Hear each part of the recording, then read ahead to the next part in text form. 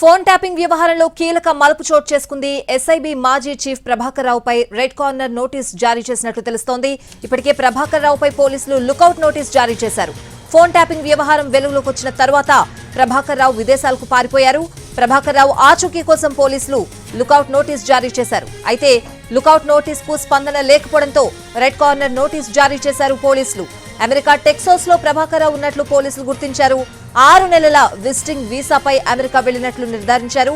ఇప్పటికే వీసా గడువు 2 నెలలు పూర్తి కావడంతో 4 నెలల తర్వాత ప్రభాకర్ రావు భారత్కు వచ్చే అవకాశం ఉంది. మరోవైపు కేసులో సాక్ష్యాల ఆధారంగా పోలీసులు విచారణ ముమ్మరం చేశారు. ఐటీ యాక్ట్ కింద కేసులు నమోదు చేసేందుకు అనుమతించాలని కోర్టులో పిటిషన్ వేయనున్నారు.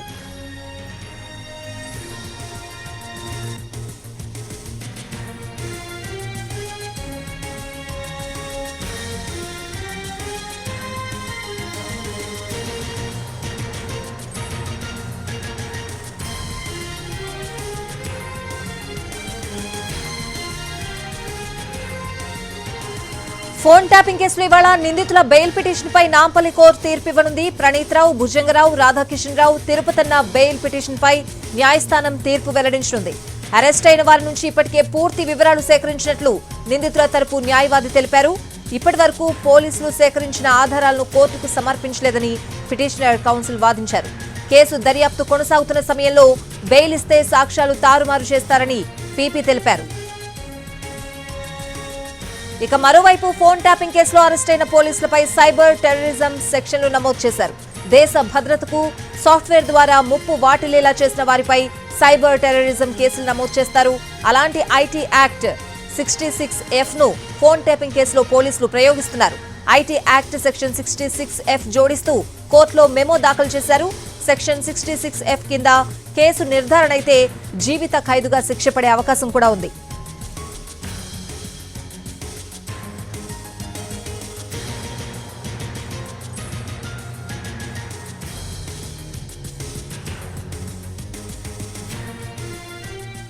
ఇప్పటికే ఐటీ యాక్ట్ 70 కింద కేసు నమోదు చేయడంతో దీని ద్వారా 10 ఏళ్ల జైలు శిక్ష కూడా పడే ఛాన్స్ కనిపిస్తోంది. పూర్తి అప్డేట్స్ అని తెలుసుకుందాం. మా crime input editor Ramesh Vaitla phone line లో ఉన్నారు. రమేష్, ఏదైతే ఇవాళ కీలక పరిణామం